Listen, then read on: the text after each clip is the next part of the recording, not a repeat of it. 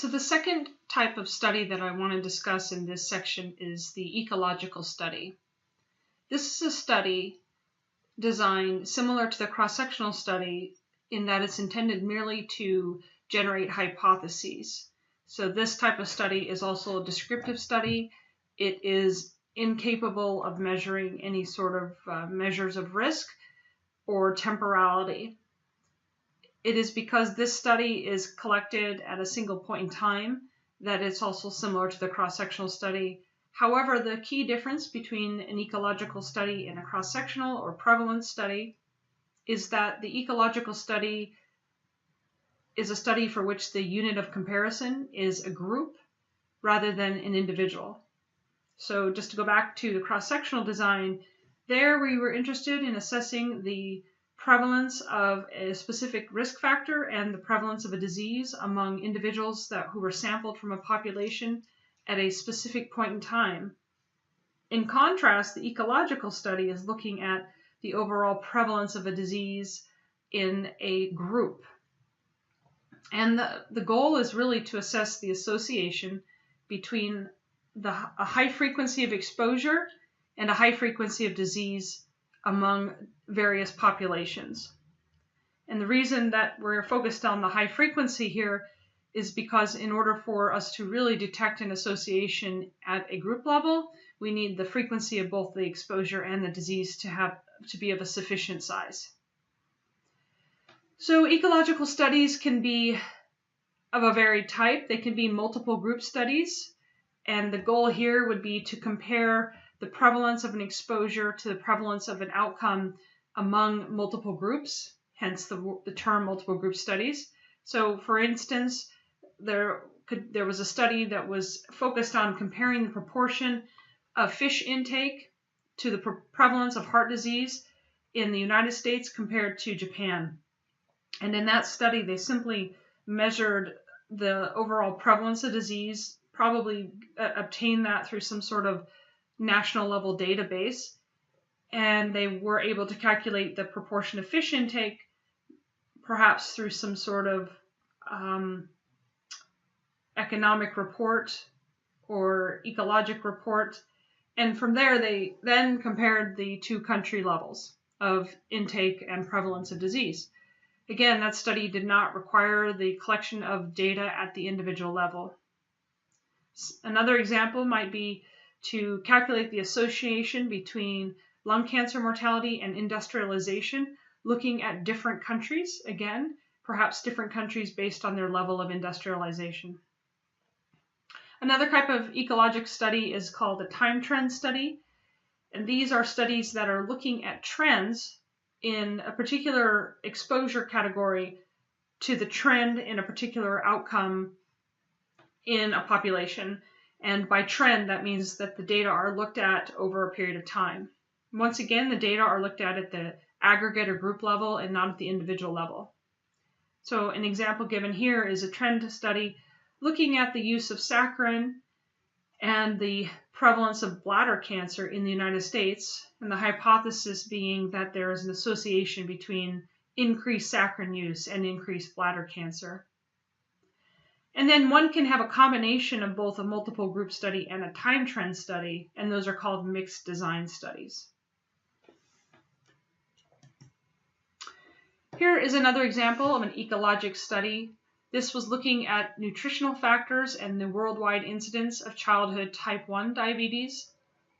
And here are 4 different figures generated from population level data, looking at the relationships between incidence on the y-axis of the type 1 diabetes and the prevalence of intake of a specific food item, suggesting that as intake of meat, dairy increased, so did the incidence of type 1 diabetes.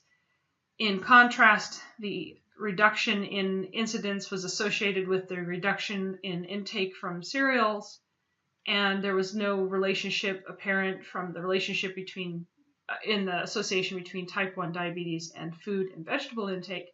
But again, these data were collected at a national level. A second example, to provide you from a paper in 2014, looked at neighborhood disparities in the prevalence of childhood obesity among low-income children before and after implementation of the New York City child care regulations. So this was an ecologic time trend study to compare the 3-year cumulative obesity prevalence among WIC-enrolled preschool children during 2 different time periods. And they found that early childhood obesity prevalence had declined in all neighborhoods from the 2004 to 2006 period to the 2008 to 2010 period.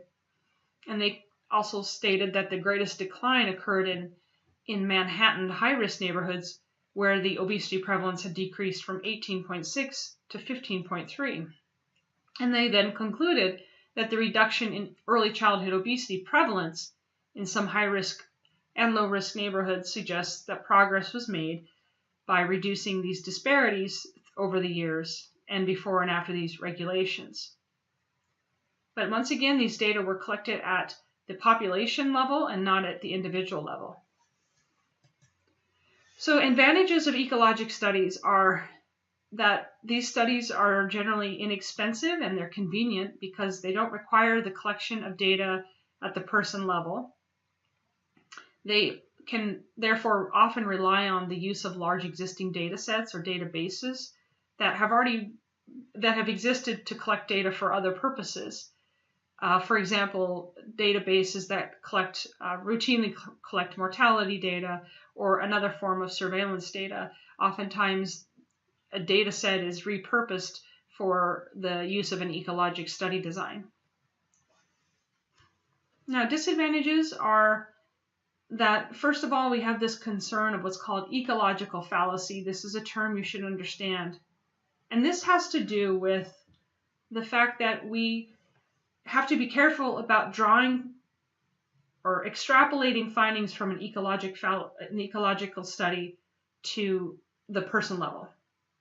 And the idea being that we know the number of exposed persons in each group, we know the number of persons with disease when we collect data for an ecologic study. But what we don't know is whether the exposed persons are the same persons who have the disease.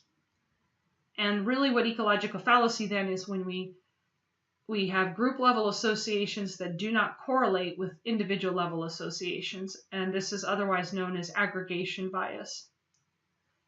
There is also a concern of temporal confusion within an ecological study. This also exists with a cross-sectional study, and this is essentially not understanding really if the risk factor preceded the outcome of interest.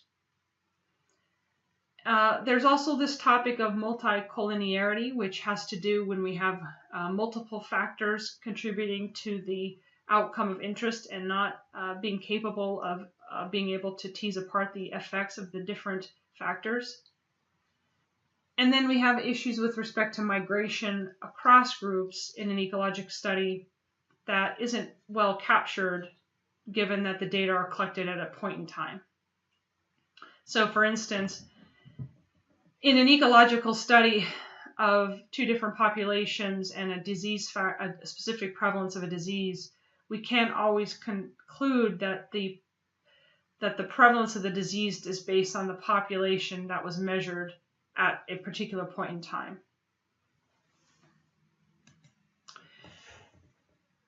Now, here's an example of where ecological fallacy has reared its ugly head in literature. This is from a paper in 1951 by an individual named Emil Durkheim, and he had collected data on the frequency of suicides in Europe.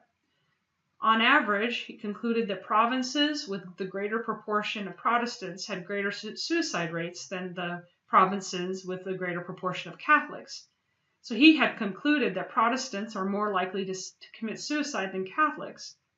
But what was actually the case was that it may have been that Catholics in the predominantly Protestant provinces were the ones committing suicide, and perhaps vice versa. And this was the first real example of where we cannot make conclusions about individuals on the basis of observations of groups, particularly if the groups have substantial heterogeneity or are varied. Now, these next two slides provide a list of questions that could be considered when evaluating the quality of an ecologic study. And I'm not going to go through these at this time. I just am providing them for you as reference.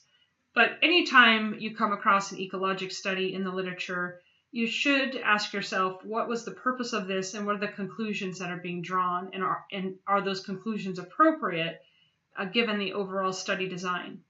In terms of the level of quality and robustness of observational studies, we would place ecological studies at the very bottom, given the nature of the study design.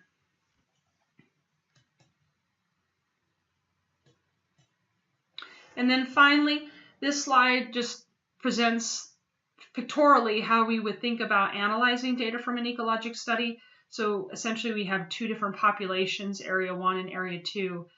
And again, we don't know the person level relationship between disease and exposure. We only know the total diseased and the total exposure in each group. And we're really then just looking at to see if there's a difference in exposure rates or proportions in the two populations, as well as differences in the disease proportions. And if there is one population with a greater exposure having greater disease than the other population. Again, the ability to assess the data any further in an ecological study is limited due to the nature of the data being collected at the group level.